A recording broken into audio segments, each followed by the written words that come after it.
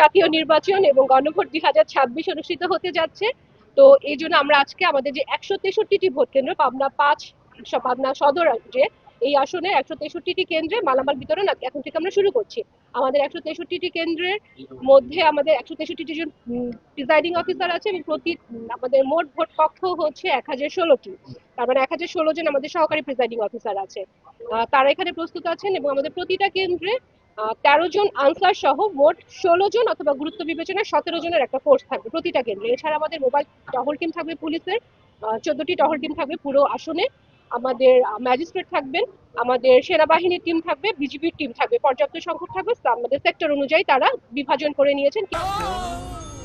ডেন্টিস্টের পরামর্শ নাও নতুন Colgate active salt. কে কোথায় ডিপ্লয়েড হবে, এই হচ্ছে আমাদের সামগ্রিক প্ল্যান।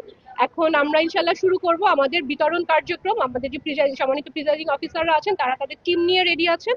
আমরা তাদেরকে মালামালগুলো এবং ব্যালট পেপারগুলো বিতরণ করব। অধিক গুরুত্বপূর্ণ 15টি আছে, গুরুত্বপূর্ণ আমাদের আছে আরো 22টি, মোট 37টি কেন্দ্র আমাদের গুরুত্বপূর্ণ বিবেচনা আছে।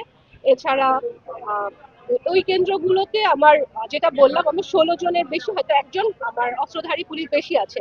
এছাড়া টহল টিমটা ওই জায়গাটাতে বেশি মুভ করবে স্বাভাবিকভাবেই।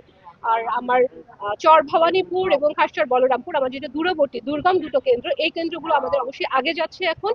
আর সেগুলোর জন্য আমাদের আলাদা মোবাইল টিম থাকবে, পুলিশের টিম থাকবে এবং সেনাবাহিনীর ফোর্স ওখানে বেশি থাকবে।